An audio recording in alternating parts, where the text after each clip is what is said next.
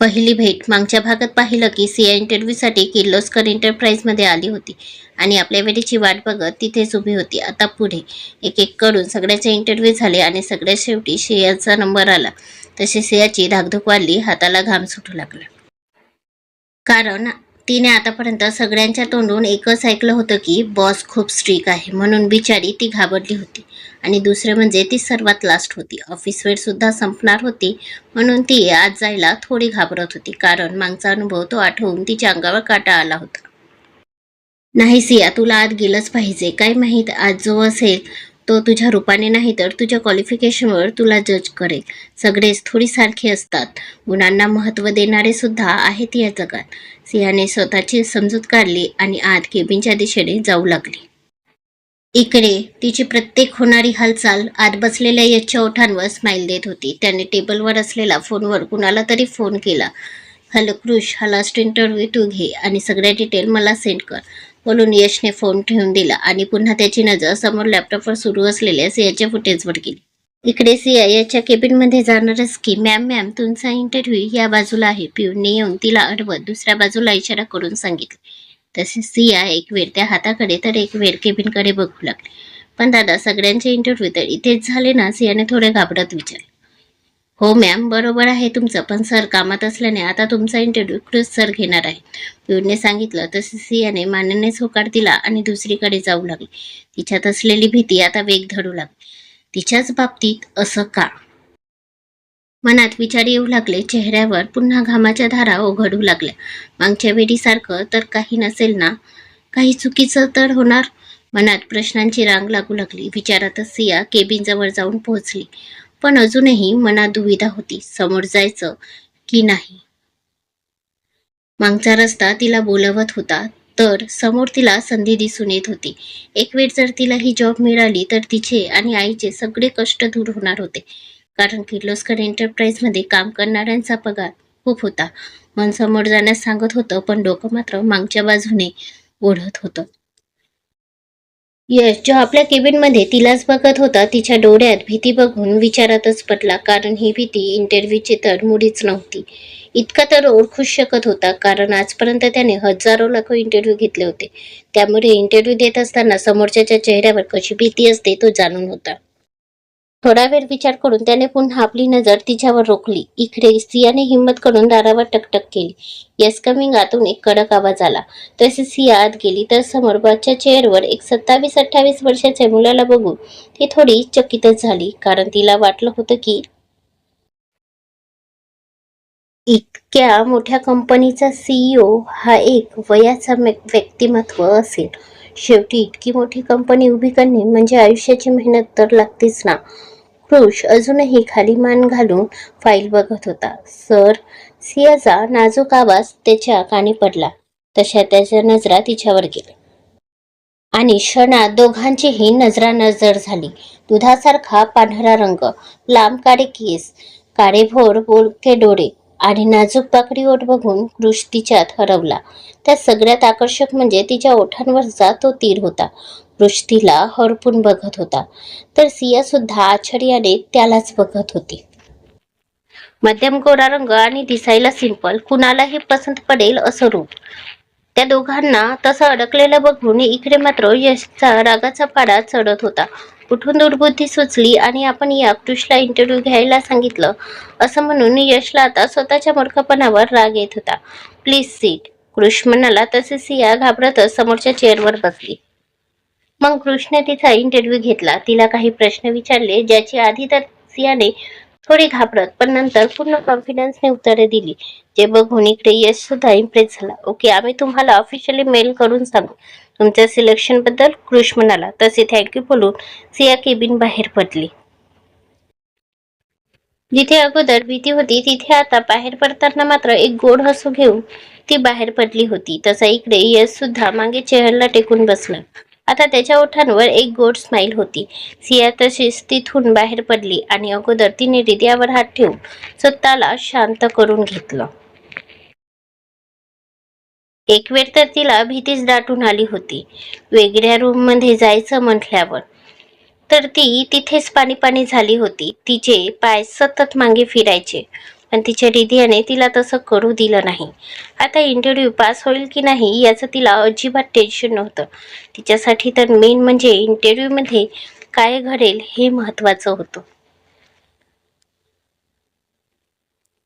आणि तिच्या मनात जी भीती होती तसं अजिबात घडलं नाही याचा आनंद घेऊन ती घरी आली.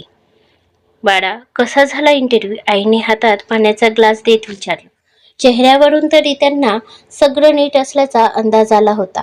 नेहमी इंटरव्ह्यू देऊन येणारा तिचा चेहरा जरा वेगळा होता. तिथे आज नेहमीसारखी उदासीनता नव्हती तर आनंद होता. छान झाला आई, सियाने हसत उत्तर दिलं. तशी आईच्या चेहऱ्यावरची काळजी मिटली. तू फ्रेश होऊन ये बाळा, मी तुझ्यासाठी चहा करते, आई म्हणाली. तशी सिया हो बोलून आपल्या खोलीत निघून गेली. तर आई किचनमध्ये चहा करायला गेली.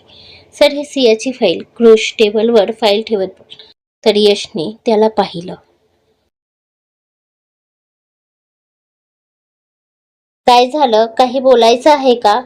कृष अजूनही तिथेच थांबला बघून यशने विचारलं. सर, मिस सिया खूप इंटेलिजंट आहेत. तुम्ही जर हा चान्स त्यांना दिला तर? कृष म्हणालाच होता की यशची नजर त्याच्यावर रोखली तसा कृष गप्प झाला.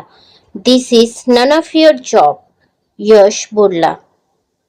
तशी कृषची मान खाली गेली आणि तो गुपचूप निघून गेला. कारण आता जर तो या वाघासमोर थांबला असता तर याने तिथेच त्याचा फडसा पाडला असता. जेवण झालं तशी सिया आपल्या खोलीत खिडकीजवळ उभी होती. मनात जॉब मिळेल की नाही याचे विचार तर सुरूच होते.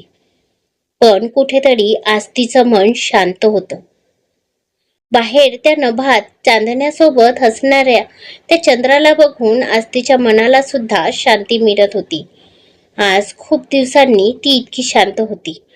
जणू तिला विश्वास होता की यापुढे चांगलंच होणार. तिच्या मनाने तिला कॉल दिला आणि तिकडे तिच्या फोनची मेसेज टोन वाजली. तिने पटकन जाऊन फोन घेतला. किर्लोस्कर कंपनीकडून मेल आला होता.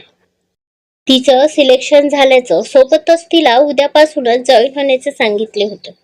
ते वाचून तिला इतका आनंद झाला की डोळ्यातून पाणी बाहेर आले.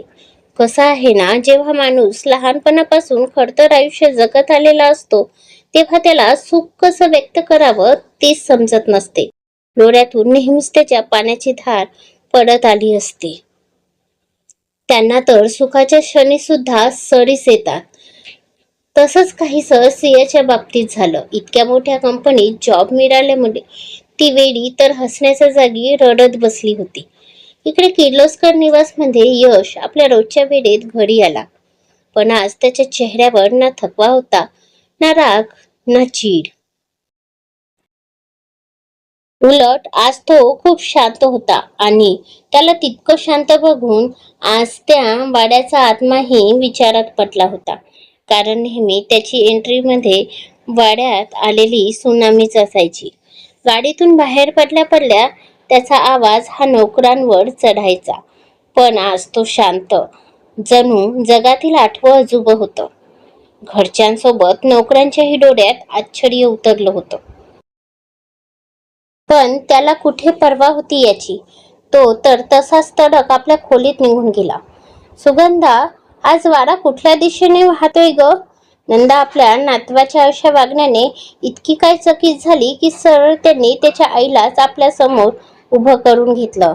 अहो काय आई, तुम्ही पण कशाला मस्करी करता? सुगंधा म्हणाली. अगं खरंच की ग, म्हणजे यश घरात आला आणि सुनामी आली नाही म्हणून म्हटलं, नंदा हसत. आई, काय हो तुम्ही पण, आता तो का नेहमी असा थोडीच रागवतो? सुगंधा बोललीच की नंदाची नजर तिच्यावर बारीक झाली. नाही म्हणजे तसं नाही, तो रागवतो पण थोडीच मुद्दाम रागवतो. ही माणसं पण तर नको त्या चुका करतात त्याच्यासमोर. जेव्हा यांना माहिती आहे, बोलल्या जगत माता बोलल्या, तरी मला वाटलं होतं की इतकं सगळं बोलल्यावर जगत माता अजून शांत कशा. धन्य आहात तुम्ही माता, धन्य आहात, बोलून नंदा यांनी सुगंधासमोर हात जोडले. तशी सुगंधा खजील झाली. इकडे यश आपल्या खोलीत आला. तो तसाच निघून आपल्या कपाटाजवळ आला आणि काहीतरी शोधू लागला. खूप खूप शोधल्यानंतर त्याला अगदी शेवटच्या कप्प्यात एक बॉक्स दिसला. त्याने तो अलगद हातात घेतला, जसा काही त्याच्यात खूप मूल्यवान काही आहे. त्याने अगदी जपून तो बॉक्स आपल्या बेडवर ठेवला आणि हळूच उघडला. त्यात एक छोट्या मुलीचा, म्हणजे साधारण 10-12 वर्षाच्या मुलीचा हसरा फोटो होता. यशने हळूच तो आपल्या हातात घेतला. त्या फोटोला तो खूप प्रेमाने बघत होता, जसा काही तो फोटो नसून त्याचा जीव होय असा तो बघत होता. बेबी डॉल, शेवटी मी तुला ओळखलं. आता तुझी पाळी. तू आपल्या या माकडाला कधी ओळखतेस ते बघू. यश बोलून त्या फोटोवर आपले ओठ टेकवले आणि त्याला आपल्या हृदयाशी लावलं. ए यशू, प्लीज थांब ना, प्लीज.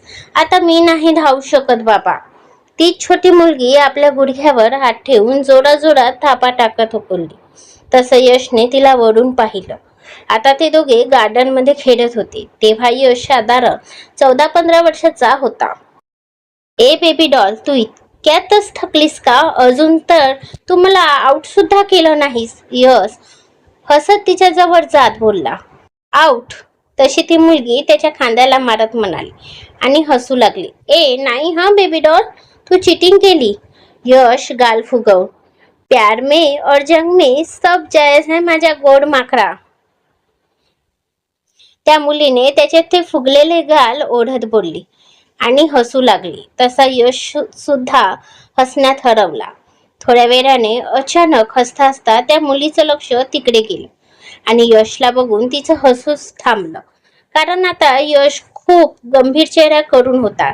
काय झालं माकडा, तुझा चेहरा असा लटकलेला का?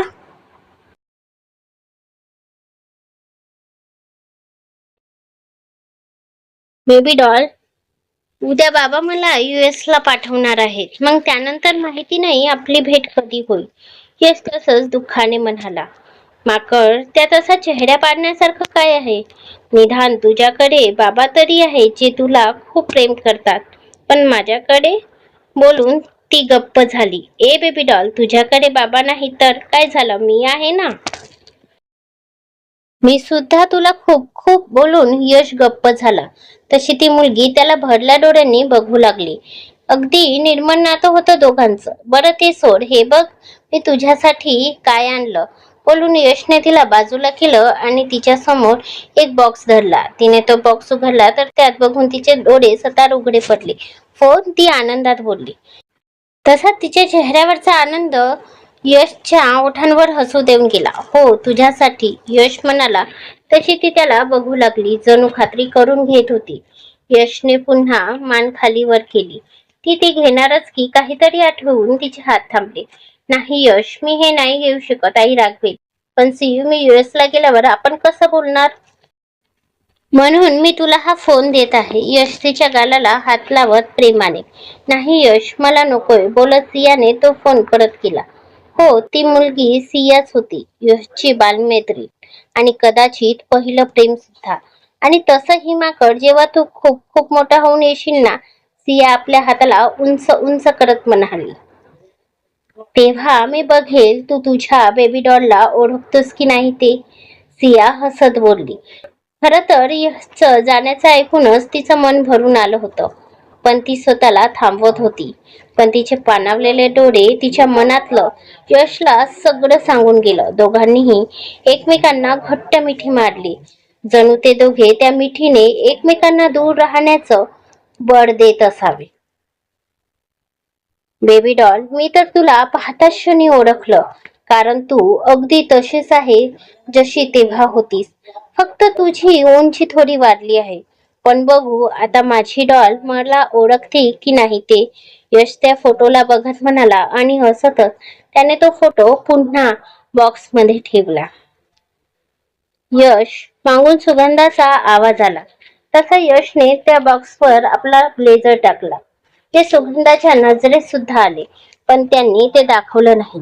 मॉम, काही काम होतं का? यश सुगंधाला बघत. का? काम असल्यावरच यायचं का मी इथे? अशी आली तर तुला चालणार नाही का? सुगंधा हसत बोलली.